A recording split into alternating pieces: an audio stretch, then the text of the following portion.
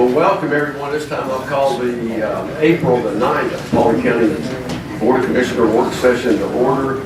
Glad to have everyone. We have elected official District Attorney Donovan, and don't see any folks from the cities. Miss anybody? You're all special guests to us, and as Brian brings forward the list of people wishing to speak, you have your phone. I'm talking to myself here, turn it off.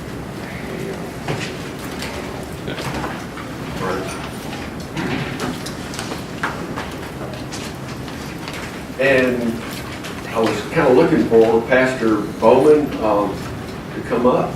You'd come forward. Pastor Kevin Bowman from Beeman. I'm sorry. That's okay. I'll get it right. From the Word of Faith Community Church. Thank you so much, Kevin, for coming and leading us in our pledge and leading us in prayer. Stand if you're able.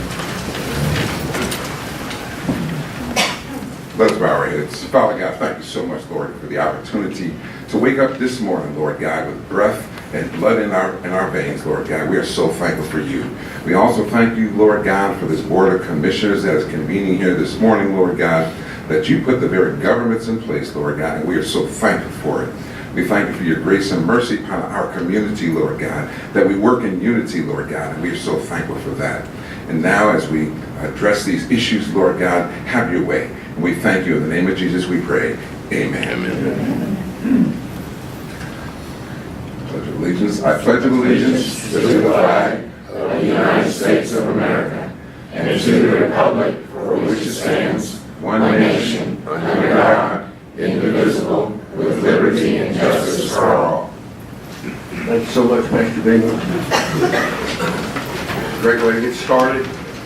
Under the minutes, we do have the March 26, 2019 work session minutes and the regular board meeting minutes, and also the March 28, 2019 town hall meeting minutes that are all available for your review.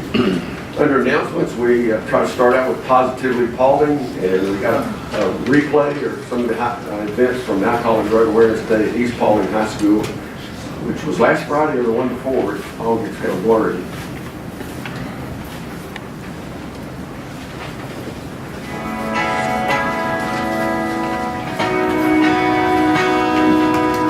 Hello everyone, it's Dave Carmichael, and it's a wonderful day here at East Paulding High School where we're doing the ADED program, theater, and in the gym with some wonderful speakers and challenges for the young people, the young adults that go to school here. We've got great collaboration with the police department, the school board, and our board of commissioners are in such strong support of this program. I'm just very grateful to Frank Baker and his leadership there.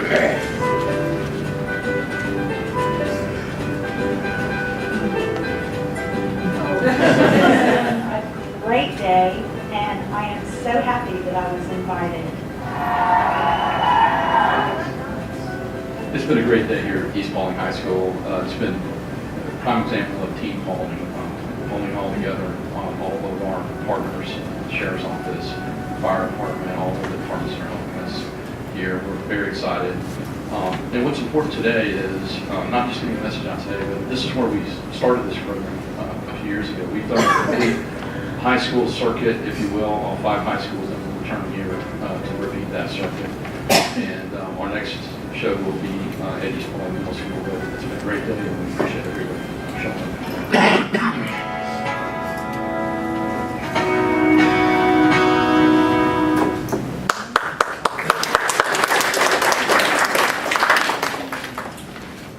Great day that even halfway express it, there's so many kids affected. Reminder that we will have a special called budget workshop meeting this Friday on April 12th at 9 a.m.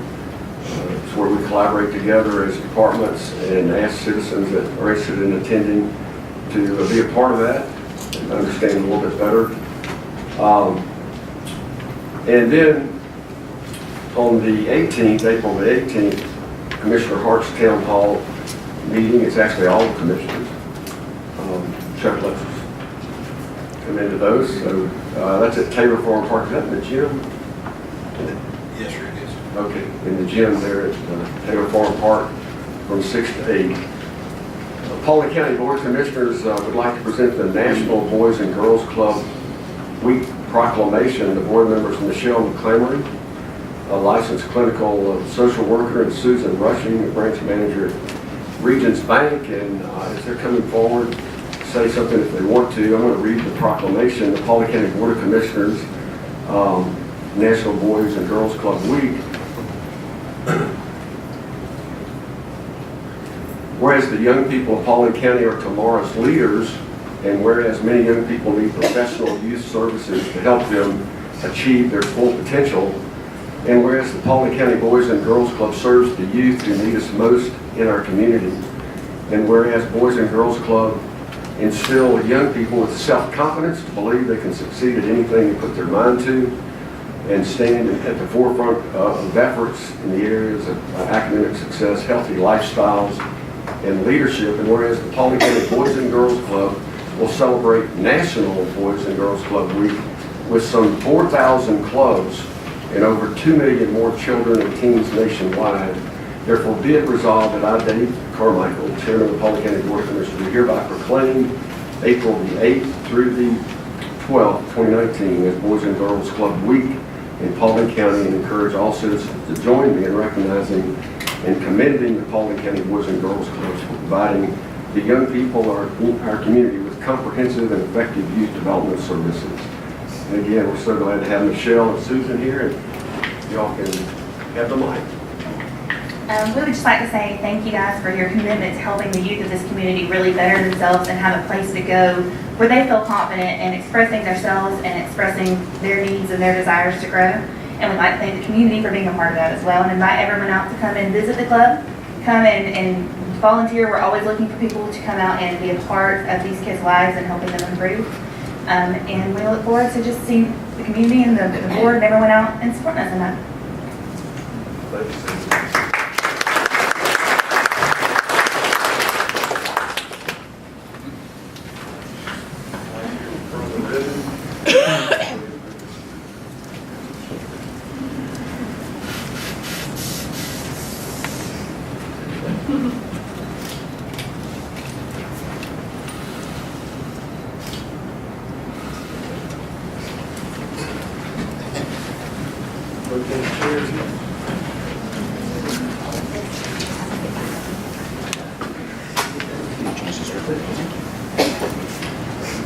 Okay, next announcement. Presiding, the Board of Commissioners would like to recognize one of our Team Paulding players. I believe she plays running back or quarterback.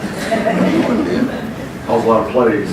She is a leader, a motivator, encourager, a mentor, even a therapist. I've sat in front of her desk and got with her. She is loyal, eccentric, Christ-like, just to name a few qualities of Miss Deidre Holden. We're not the only ones who recognize these qualities. Election officials all over the state do also. On Wednesday, March the 27th, 2019, Deidre was sworn in as the president of the Georgia Association of Voter Registration and Election Officials. She will oversee the entire state's elections officials, help plan and organize annual conferences, and continue education that is required to maintain certification. She will also work closely with the Secretary of State and his staff. Deidre was also appointed back in 2018 by our now Governor Brian Kemp to serve on the SAFE, that stands for Secure, Accessible, and Fair Elections Commission, which played an integral part in the passage of the recent bill in this last General Assembly, House Bill 316. And I'm sure her performance with SAFE was one of the reasons she was tapped to be the president. Paulding County has been chosen to be a pilot program during the municipal elections coming up next fall with the cities, and using the new voting machines. So all this is just a verification of how the entire state looks up to our own Ms. Deidre Holden. We're excited about Paulding's opportunity to lead through her, and it could not have happened without Deidre's leadership, of course. We're very proud of Deidre. She will do great things that representing Team Paulding. And every woman likes Rosie.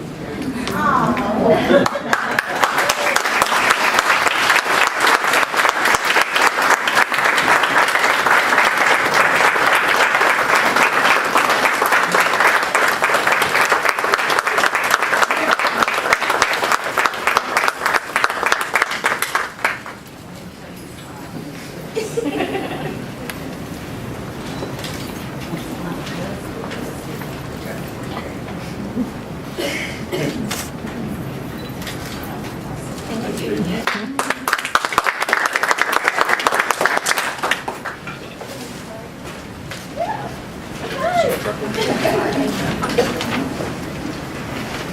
feel like I need to ask the post commissioners if they want to add anything. Shouldn't have before the whole time. Dave, as a matter of fact, I would. You know, when we wake up every morning, we try to make up our minds whether we're going to be an encourager or a discourager throughout the day. This lady's an encourager. And those little notes, I just want you to know, Deidre, those little Bible verses, those little notes is very encouraging. And hey, I know we don't say it enough, but just keep it up. Thanks. I'll chime in if I could. You know, it's difficult working for a board of people. I can imagine it's difficult working for a board of people. Deidre does that as well as our department heads, but during election season, Deidre gets it from the other side as well. She gets the public and the board all in our office, and I know that her whole staff gets stressed over that. But Deidre, we love you and we appreciate you, and I'm certainly glad that you're the person downstairs that's got a handle on our election system. Because confidence in your election process is critical in a country like we have, and to know that we can go to the polls and that our votes count, and our votes are counted right, and things are done the right way, and the elections are run the right way. It's a big deal. And so thank you very much. I'm excited that you're part of that, and they certainly picked the winner when they picked you. I had the opportunity to see Deidre speak at an Empowering Women conference, and she really motivated me. She has kept me going throughout my cancer crisis, and I just want to say thank you, Deidre. You're my hero.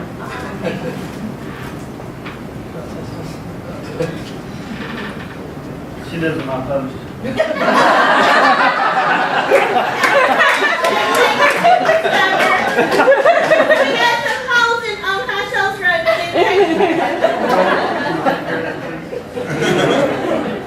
No, I just want to say thank you. Also, Deidre, I know I probably made it a little difficult to begin with. The first, I think May 24th election or 22nd, it was a little tight.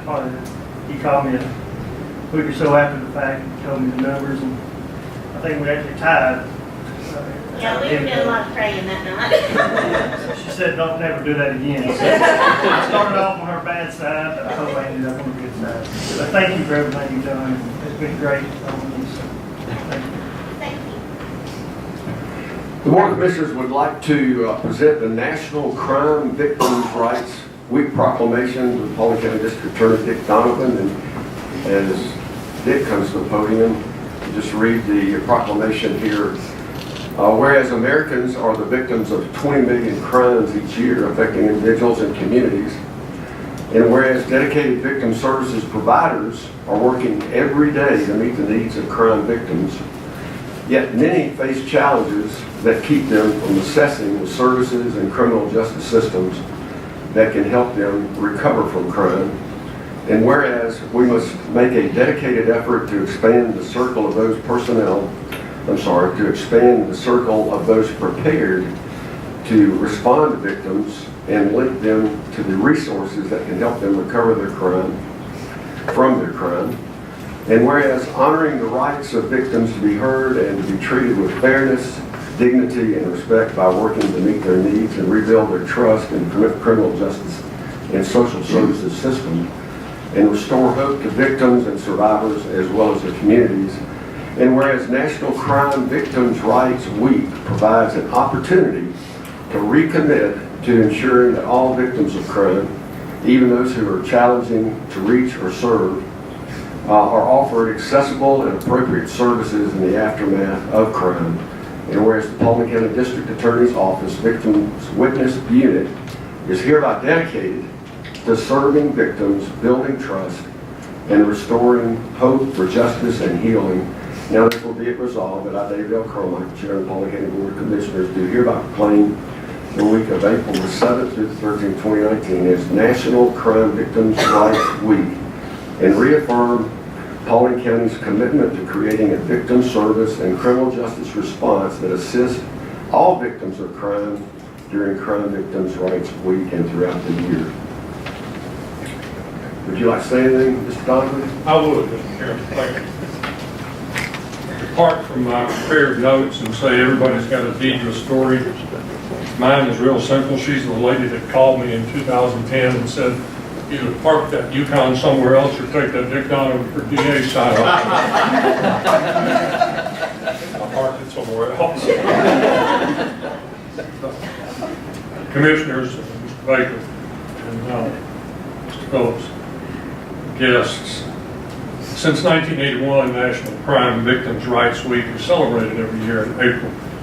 This week is dedicated to helping people learn about victimization, the effect victimization has on individuals, on families, friends, and the community, and to promote laws, policies, and programs to help victims of crime. Every year, thousands of communities across the nation honor the dedication of those before us that established victims' rights and renew our commitment to guarantee that all victims have the rights and services they need to recover from crimes committed. Victim advocates participate in marches, in tree planting ceremonies, and many other activities that are held each year to promote victims' rights and honor crime victims and those who advocate on their behalf. The first Crime Victims' Rights Week, which was later renamed National Crime Victims' Rights Week, was established by Ronald Reagan in 1981 as part of an expanding initiative to provide for victims of crimes. The Office for Victims of Crime leads the nation in the observance of National Crime Victims' Rights Week. Communities across the nation sponsor local events throughout the week to raise awareness about victims' rights and about victim services. National Crime Victims' Rights Week for 2019 will be observed this week, as Mr. Chairman has noted, from April 7th through the 13th. This year's theme is honoring our past, creating hope for the future, which celebrates the progress made by those before us as we look to a future of crime victim services that is even more inclusive, accessible, and trauma-informed. We have a poster which we have put up around the county. We have put them up in different places around the county so that we can let everybody know what we're doing. We've been a ribbon, and I don't know that you can see it, Mr. Chairman. There's a ribbon under your nameplate that I stuck there. Didn't mean to hide your name, but everybody knows who you are. To let everybody know, you'll see those ribbons around the courthouse and around various places in the community that are helping us to celebrate Crime Victims' Rights Week.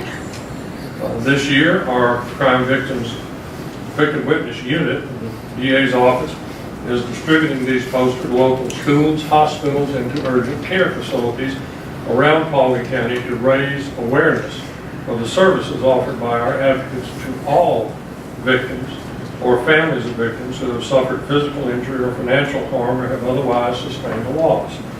This includes family and friends of those individuals who have committed suicide, or even cases in which we as prosecutors will not bring charges.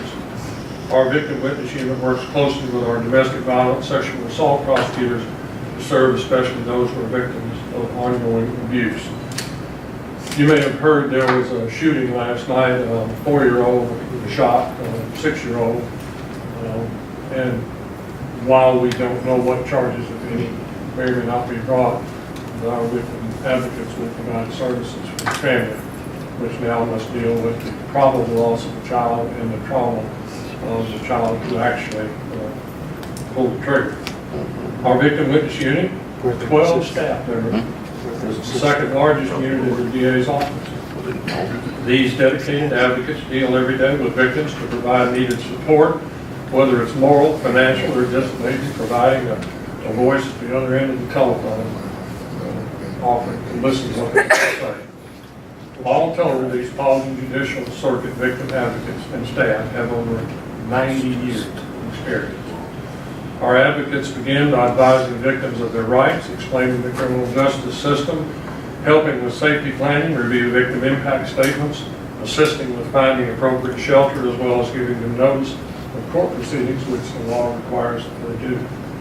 They often arrange financial compensation for property damage and other pecuniary losses, psychological counseling, and often continue to provide services long after the victim's criminal case is over. The victim witness advocate's job really never ends, and some relationships they forge last for many, many years.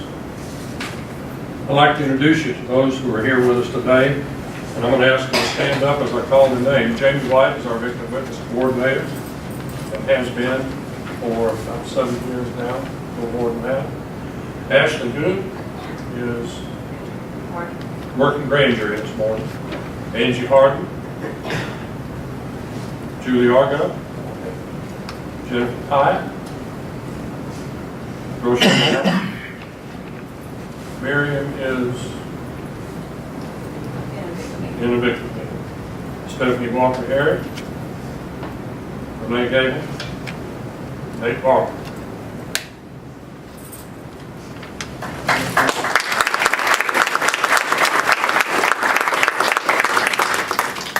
I think it would be wrong for me to say that I'm more proud of anybody in my office than some other people in my office. That's bad management. But I will tell you that I am very, very proud of this unit and these people who work in this unit. I think they have the toughest job in my office, and I appreciate what they do. We appreciate the board's recognition of this important observance, and we thank you for your support. Thank you for being here, and y'all would certainly make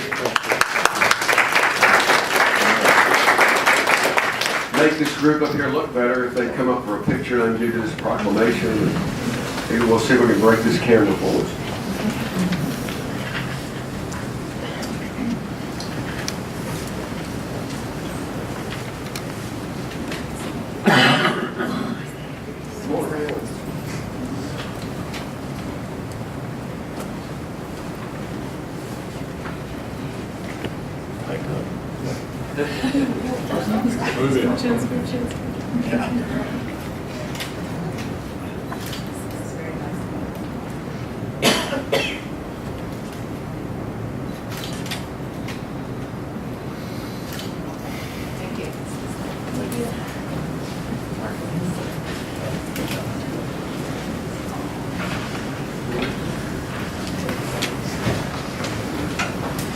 Another great team.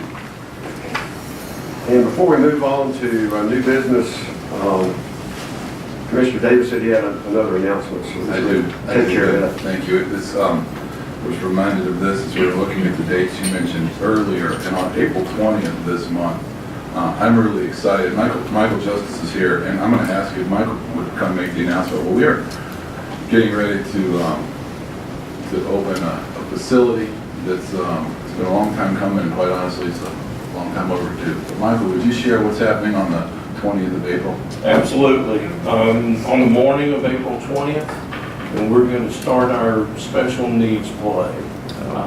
Several years ago now, we needed a place. You guys approved that. We have a field constructed especially for them. We'll allow some multi-use plays as we go down the line, but that's the main reason behind it. After we needed a field, we needed kids. I checked the registration records this morning. We have 26 kids that are signed up to play with us. And when I say kids, this is kids and young adults. They range from age 5 to 25.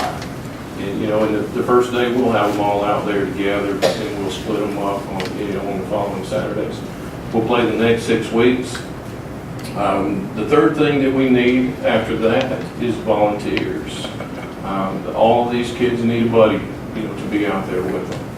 We've sent a lot of flyers out. We've made a lot of phone calls looking for folks to come out and join us as we learn the game of baseball with this group. If you were a part of a group, a Sunday school class, a civic group, just a group of friends that want to hang out and do something constructive and more worthwhile than something that you may be doing elsewhere, then come out there and contact us.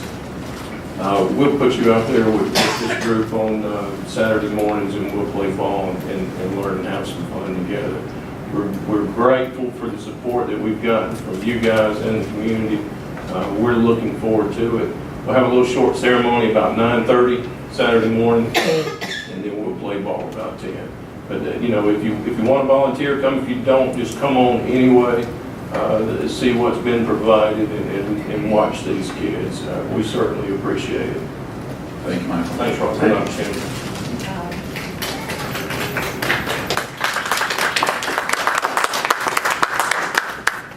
There are no invited guests, no bid awards today. It's a pleasure to have Ms. Ann Littman come forward to do a regular update about community development, quarterly building permits, et cetera.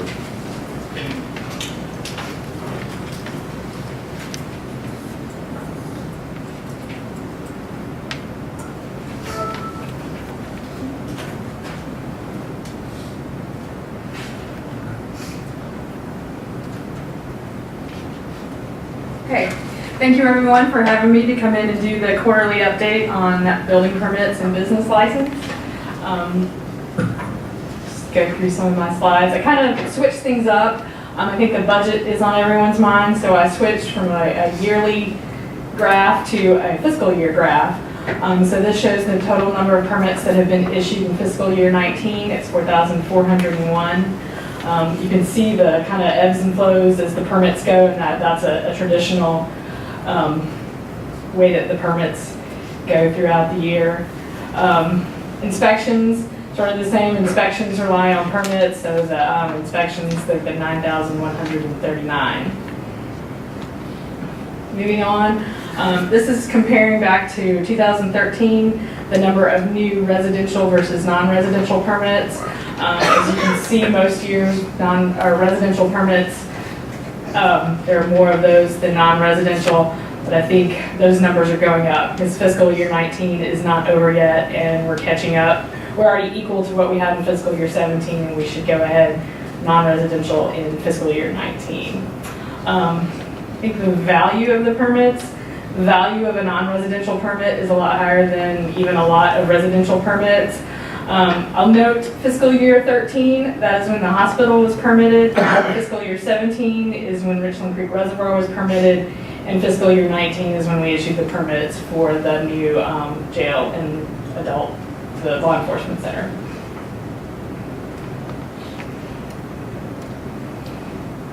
Looking in the past years, going back to 2010, the single family permits by post 4 is always the winner. But in the past year, the other posts, you can tell that development in the other 3 posts is coming up. This graph and table shows that percent. Post 4 is 59% of all the permits issued since 2010. But in the past couple years, post 1, 2, and 3 have definitely been increasing on that. I wanted to add something a little new. I think at one point, I think in 2013, I think there was 10,000 vacant lots, and in that time, since 2010, we've issued, you can see 7,304. This chart is development plan review, and this just shows by year how many new development plans were done. And as you can see in 19, we've already almost caught up with what we issued in 18, and so you've seen a lot of increased commercial interest and a lot of phases and subdivisions coming in to finish out. Moving on to our occupational tax certificates or business licenses. The total active number as of April 5th was 2,696. We are in the middle of the renewal process. Our permit techs are calling people, and we've had a lot of people who have stated that they've closed their business. This table just shows how much we've collected and how many have been renewed.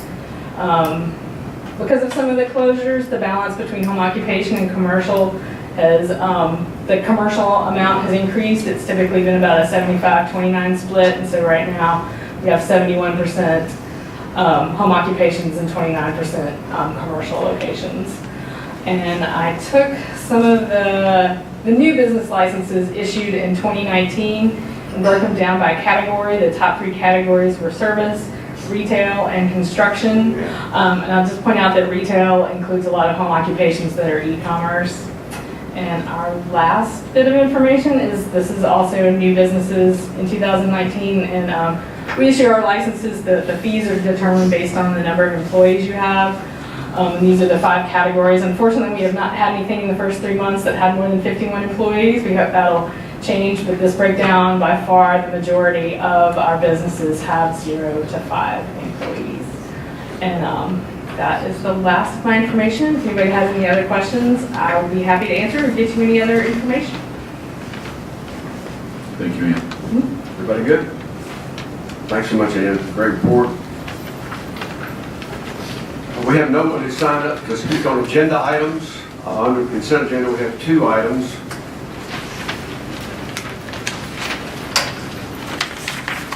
Number 1 is to authorize the chairman to approve a permanent easement for Georgia Power Company on Paulding County Board of Commissioners property in order to provide service to the county facilities located at 284 Dallas Industrial Drive. And number 2 is to approve and authorize the chairman to execute the intergovernmental agreement with the City of Atlanta for Paulding County to conduct the municipal election in the City of Howard. Would any of the commissioners like to move those to the regular agenda? Scott, you're welcome to brief something we don't require. Okay, we'll leave those on the consent agenda and move on to old business where there is none. Under new business, number 1 is discuss action to authorize the chairman to enter into an agreement with Paulding County Industrial Building Authority to administer the closeout, acceptance, and dedication of the Dallas Industrial Park pump station to the City of Dallas at a cost not to exceed $50,000. In addition, approve the dedication of the pump station property and associated sewer easements to the City of Dallas. Mr. Scott Green. Thank you for considering this item. Some of y'all may not be aware, so I want to give you a little bit of background. 6 years ago, the county purchased the north half of the Dallas Industrial Park in order to construct the Sheriff's Training Center. And we did that. It's been a great facility. And here, 5-6 years later, we also have a pump station that's located on county property. The pump station remains the responsibility of the Industrial Building Authority as the original developer of the park. But it's serving our sewer needs today. And one other business I believe right now is tied in. But it is I guess even beginning to age a little bit, and it's kind of urgent now that we get this thing wrapped up. Since it is located on county property, we're involved either way. It is the financial responsibility of the IBA to complete it. That's not in question. And the goal here is to turn this over to the City of Dallas. This is the city's system. That's not Daryl or Lori's issue, really. The city will accept this once it's complete. And there are some closeout items. Some of the electronics need to be updated even. And the whole system needs to be checked in order to get it turned over to Dallas so that they can maintain their collecting the sewer rates and they can take care of it gladly if we can just get it to the condition that they need. Like I said, either way we're involved. It's on our property.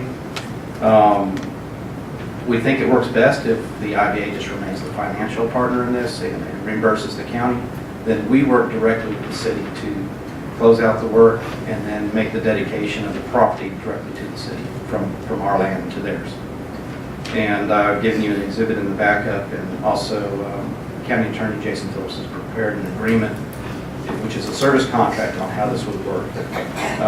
Should there be any need to go over the amount listed, we would have to go back to both you and the Industrial Building Authority for additional approval. We recommend approval and appreciate your consideration. I'll be glad to answer any questions.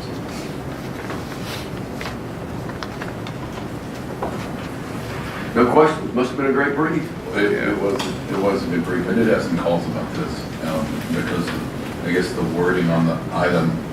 There's a lot there, but just confirmation for the record, I guess. What Scott said is, reading directly from the agreement that Jason prepared, says any cost for administration of less than $50,000 shall be initially paid by the county. The IBA shall promptly reimburse the county for all costs of administration, provided said costs are less than $50,000. And then it does go on to say that any anything exceeding that amount, both parties need to go back to the governing boards. And so I just wanted to clarify that. That had been asked about that. So thank you, Scott. Certainly, and overall, I think this is an efficiency arrangement rather than the city talking to the IBA talking to the county and having 3 or 4 people in a conversation. It's going to be, I think, quicker, more efficient for everybody if we go ahead and work directly with the city to get this closed out. Appreciate it. Do you contract out all of it, or is it partial, the repairs that need to be done? We will contract directly with pump companies, electronics controls companies to check this out. We'll also use some engineering assistance. We do have the benefit of having in-house staff that has familiarity, so if we have a question, we need to check a question that the contractor brought to us, then we have some in-house expertise. So we'll borrow on the knowledge of the water system and their experience with pump stations as well. That way we'll make sure we get a good product and get what the city needs. Of course, the city's going to tell us what they need as well, and that's what we're ultimately trying to do, is satisfy the city. Thanks, sir. Thank you. New business number 2 is discuss action to approve a development agreement with Brock Investments Incorporated for the construction of the Ridge Road sewer improvements. Mr. Frank Baker. Thank you, Mr. Chairman. I'm going to just introduce this. I'm going to turn it over to Mr. Vaughn here in a couple minutes. A little background on this. The reason why I'm introducing it is this will be an action that will involve general fund money as opposed to enterprise fund money, which is where the water system's at. But this is a project that was brought to the attention of a new unit that was formed several months ago called CDART. And CDART is it's Commercial Development Assistance Review Team. And it's a team that was put together of staff members to evaluate projects. And we were excited to talk about this because it really goes back to what Ms. Lippman had just reported about commercial development. And this is a commercial development issue. And I called it a home run. I know I've used that term with you, Mr. Chairman, a couple times. And Daryl's going to get into a little bit more of the details with it. But the reason why it's a home run is this development agreement not only spurs future development, commercial development, not residential, but commercial development, but also helps for some commercial development that's already there in our community. There's a septic system that this particular area is on, and this will allow for that development to get onto public sewer, which is something that we're real excited about, and I know the water system is very excited about that possibility. So what this development agreement will do is there'll be a infusion of $850,000 from the county general fund into the project. We have some numbers right now, and they're subject to a confirmation before we have the afternoon session. Right now, the proposed project is $1,641,080. And at this point, I want to defer to Mr. Vaughn to talk a little bit about that and a bid opening that's going to occur on, actually about the noon hour, I believe. That's correct. Good morning. Good morning. Good morning. So the 1.6 million includes engineering design, surveying, utility locates, the land easements, 3-phase power to the pump station, both the sewer, the gravity and the force main construction, a change order contingency, and construction survey. So, like Frank was saying, the actual bids will be open about noon today, and we'll swiftly get those numbers back over to Frank, and by the 2 o'clock meeting, we'll know what those numbers actually are.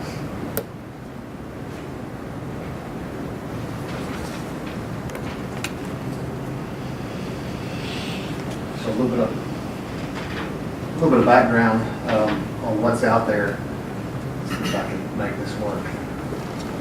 So this is the Kroger there, and the Kroger and all the retail shops around the Kroger all drain to a pump station back here that then pumps around to a little treatment plant that's back here that's been pretty much a maintenance nightmare from day one. We're not really involved with it. It's permitted by the state directly to Kroger or the Ridge Crossing development.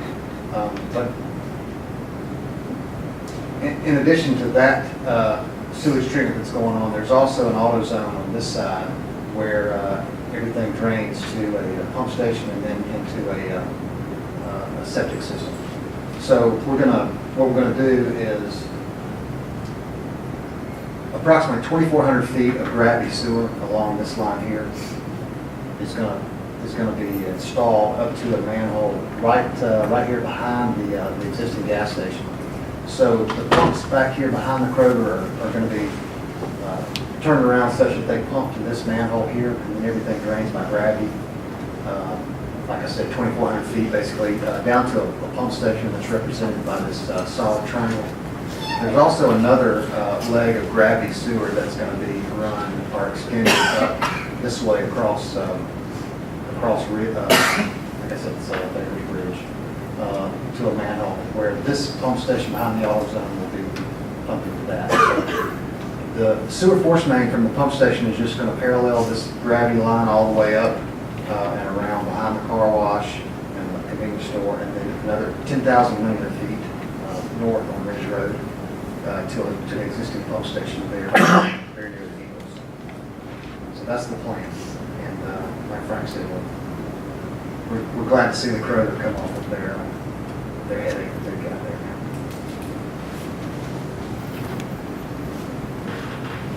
now. Questions?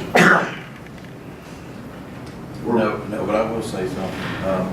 I'm so thankful to see this come in here. I mean, you know, people come to you when you get in these positions with problems, but this was like brought to us with a problem/solution. And it's really cool that the private involvement or the private sector, you know, getting involved in this. And like I said, I know it's to their benefit and our benefit, but it's a very cool project.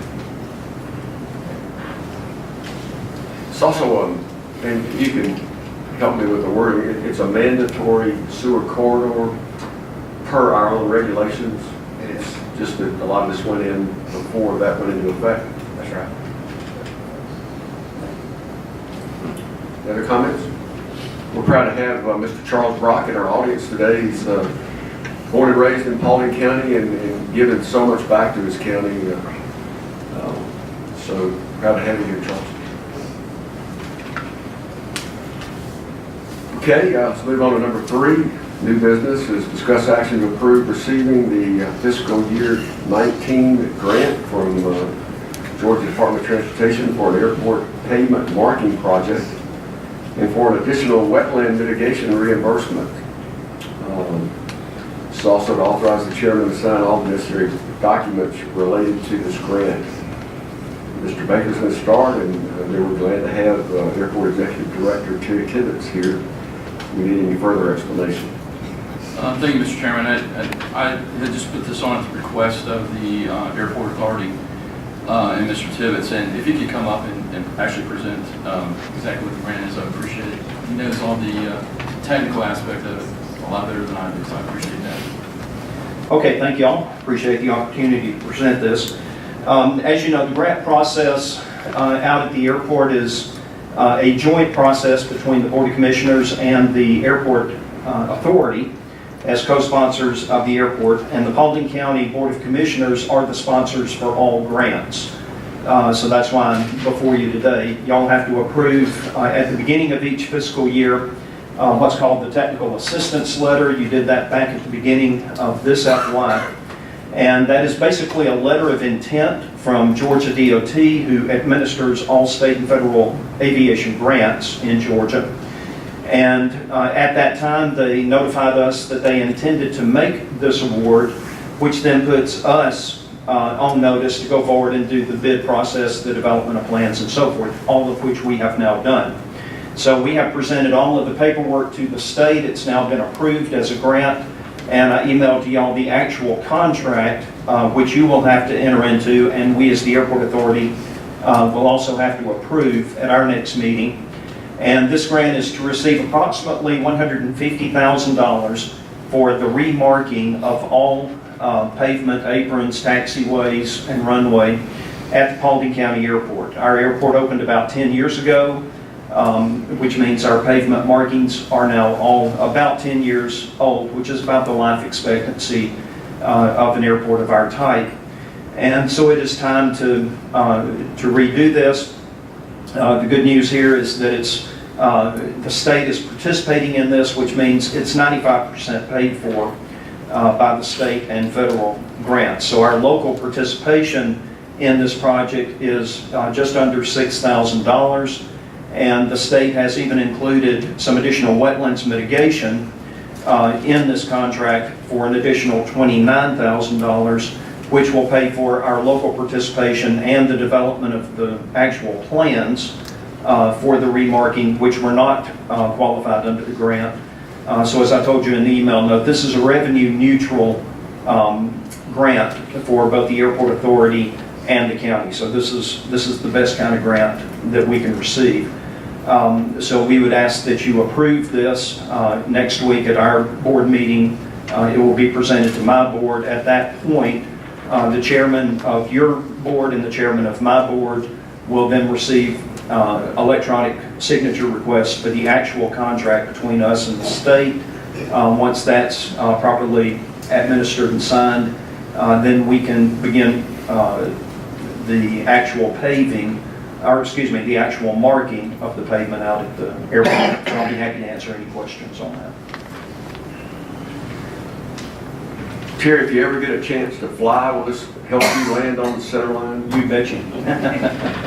Yeah, the chevrons in particular, y'all probably know that we have a displaced threshold, a 500-foot displaced threshold on the 1-3 end of the runway. And those chevrons have faded to the point that you really can't see those from the air very well anymore. So what you see is a nice inviting black pavement that is very tempting to pilots to land on, but that's not actually an authorized part of the runway. So getting those remarked is an important safety feature. So we're real excited to get this done. Any other questions? Thanks so much, Mr. Thank you. Tibbs. New business number 4, rather unusual, discuss action to adopt resolution 19-10 to recognize the Crowville community and to authorize signage signage being placed on Harmony Grove Church Road near the intersection of Cherokee Path and Harmony Grove Parkway. The signs will state, entering the Crowville community. Mr. Baker. Thank you, Mr. Chairman. I was really excited to request this to be an agenda item. A couple of years ago, I was watching the Weather Channel, and we were under some severe weather, and they were giving out an alert, and it said, the folks in the Crowville community, you need to take heed and go to the safest place in your residence. And I saw the map, and I realized that I was very close to the Crowville community, so it perked my interest. And as some of you don't know this, but I'm actually a student of history. I have a degree in history, so I found this very interesting. And then a couple of years later, I started talking to the gentleman to my right, our post-war commissioner, Commissioner Stover, and he said that he had a constituent that had approached him with some documents, which you're now seeing on the screen. They made reference to the Crowville community. And so I had told him that I had an interest in that because I had seen these maps. Just recently, Channel 2 had a commercial where they were talking about severe weather, and right in the middle of the screen they had Crowville, which indicated Halvin County. So I've done some research, and I want to thank Ms. Lipman's department, especially Mark Long, who helped me out with some maps. Research showed that the actual Crowville community was centered around and focused around a general store back in the day, and a gentleman by the name of Willis Crow was the proprietor of that general store. What was interesting about that was that there was a post office that was contained within that general store, and that post office was functional between 1891 and 1908. And as you've probably seen, there's an envelope that's been circulating on the PowerPoint that actually has a postmark from 1908 from the Crowville post office. It is recognized in some history books, which I've had an opportunity to review, and it actually has a designation by the U.S. Geologic Names Information System, GNIS, and it reports to the Crowville community is located at latitude 34.0448224 and longitude 84.775773 on Burnt Hickory Ridge. So given all that information, Mr. Chairman and Board, I would like to recommend that the Board adopt a resolution to recognize some history here in Paulding County, that being the Crowville community. We've plotted that longitude and latitude on a map that you see, and it is on the present day roadway. It is located on Harmony Grove Church Road between Cherokee Path and Harmony Grove Parkway. So we recommend adoption of that resolution and the authorization to post signs entering the Crowville community. Thank you very much. Thank you. Y'all didn't think you were going to learn anything today. Steve, would you pass out the test now, please? I would like to thank Frank from the day that I brought this to him. He was interested in it. I had Mr. Graves. He's about an 86-year-old man who grew up in that community, and thought it would be very important to bring it to my attention. And as a few of y'all know, it's probably been my house. I think it's the second oldest house in Paulding County on my property I've already done, so I love history. And thinking back when he's brought this to my attention about seeing it on the news, I'm like, yeah, I've always wondered exactly what Crowville was, so it sparked interest in it myself. So I really appreciate Frank and Ann and Mark Long for taking time to make this happen. Thanks, Baker Street. New business number 5 is discuss action to approve the land managers agreement between the Fish and Wildlife Services, the Coosa River Basin Initiative, and Paulding County in the amount of $75,000 towards the construction cost to replace the existing box culvert with a freestanding bridge on Raccoon Creek Road over Raccoon Creek. Mr. Jones. Morning. As this is my 4th time probably talking about this particular project, I won't go too much into specifics, but as y'all know, this project was awarded to Southeastern Site Development for $1,379,454 at the November 23rd, 2018 Board of Commissioners meeting. The current project is set for completion in August of 2019. Work's ongoing right now. The structure has been excavated. There's work going on the abutment. One abutment on the south end has been put in, working on forms on the north side. As this bridge will help fish passage for endangered species such as the Cherokee darter and Etowah darter, we've received funding from the Nature Conservancy and other partners towards the construction of the project. At this point, we've received $250,000. We've been approached by the Coosa Valley and the Fish and Wildlife. They will provide us another $75,000 in funding for this project, provided we sign the land managers agreement. The land managers agreement does not change any conditions, add any stipulations, or require us to put any more money into the project that has already been obligated. So at this time, we respectfully request that the board sign the land managers agreement. And I can answer any questions you have. Is that you? Yeah, I was going to say that this costume looks good.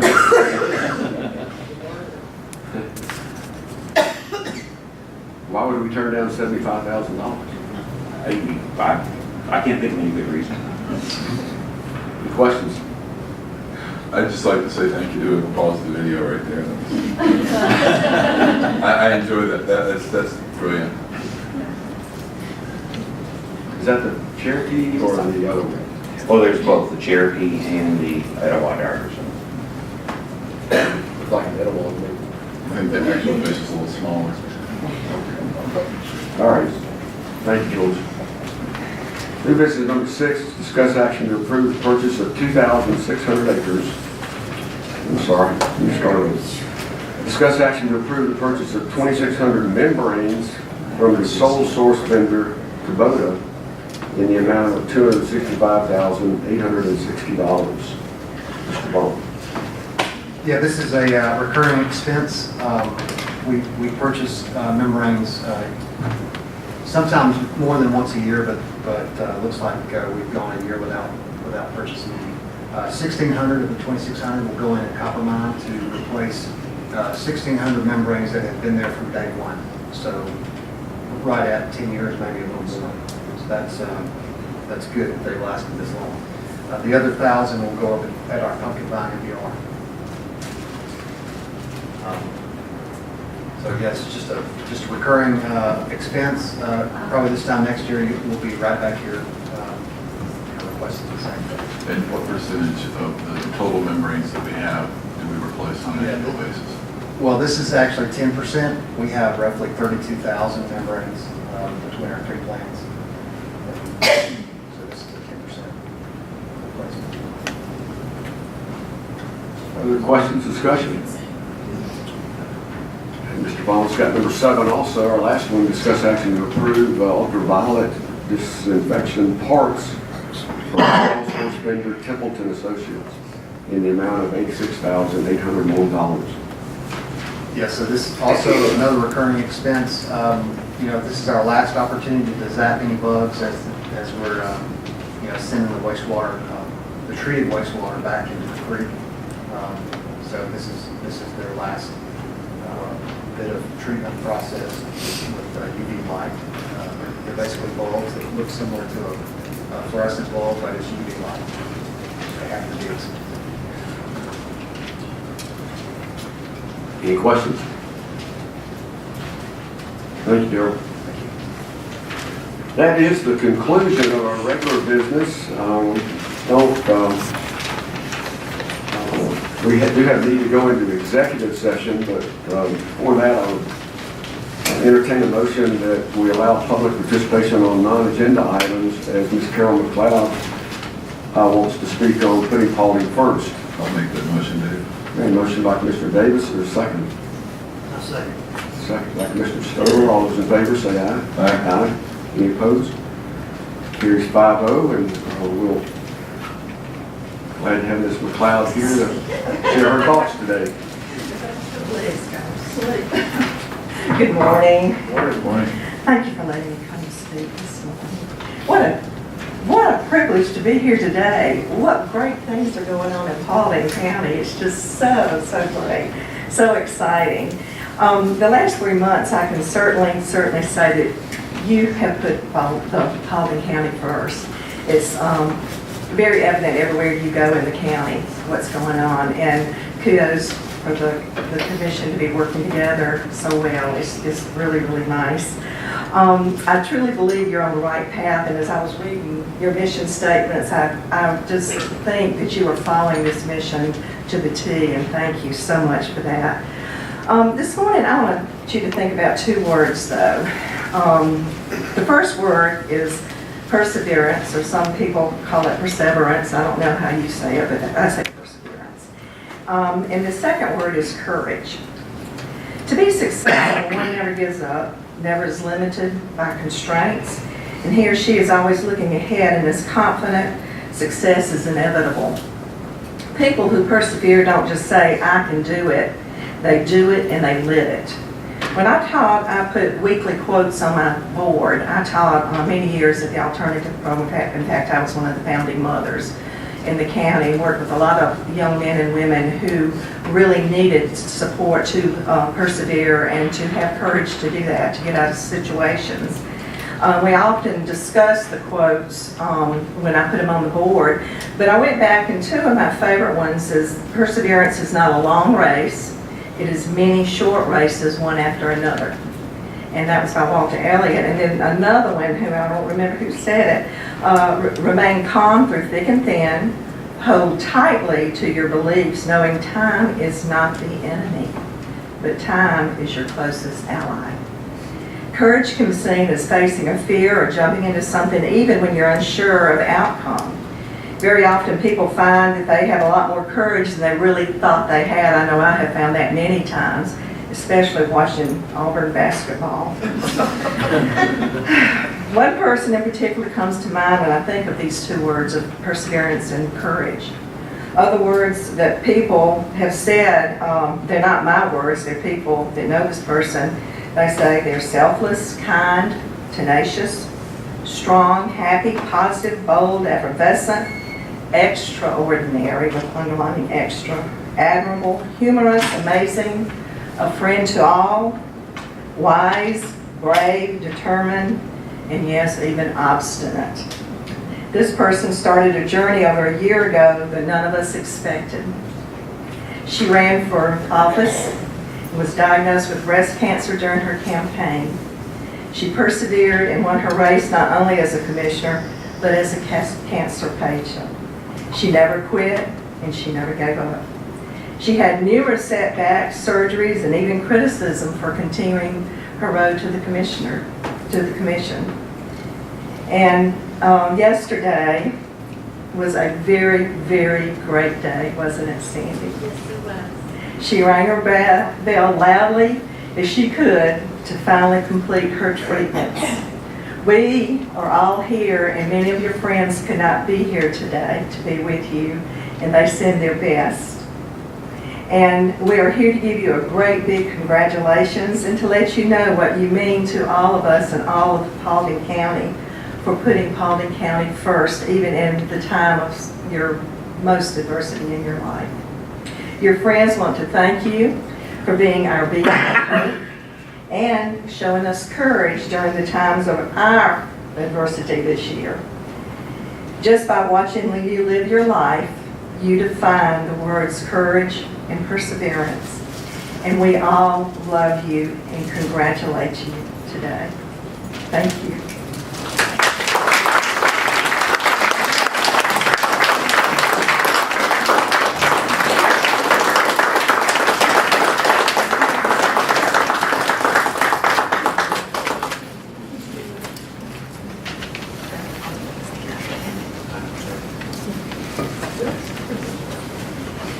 Your departments are doing so well, Dave, too. I want to thank you all very much. Oh, Sandy.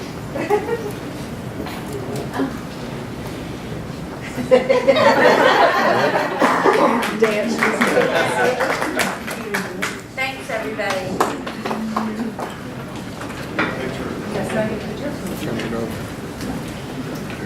You ladies that took your time to come out, we may as well capture this.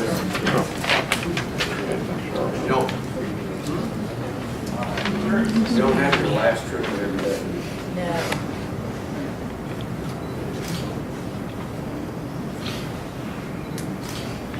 Coming up. It's about Sandy. It's about Sandy.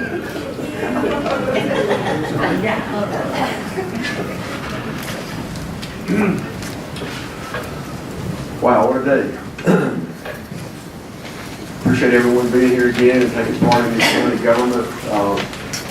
Everybody on this panel do appreciate your input and your remarks.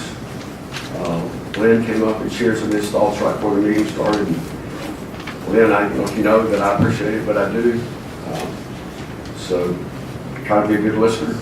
At this time, since we don't have any other business other than to go into executive session for real estate, I'll entertain a motion that we do just that. I can make that motion, Dave. Okay, a motion to go into executive session by Commissioner Davis, is a second. Second. For purposes of real estate. Gotcha. For real estate, and Commissioner Hart seconded. All those in favor, say aye. Aye. Aye. We stand adjourned. All right, I'll call the regular session, or that is the work session, back to order and report that we have no additional business to bring up in here unless somebody has something I don't know about. So I'll entertain a motion to adjourn. Motion to adjourn by Mr. Stowe. I catch y'all. No, go ahead. Make a motion to adjourn. And is there a second? Second. Second by Commissioner Davis. All those in favor, say aye. Aye. Stand adjourned.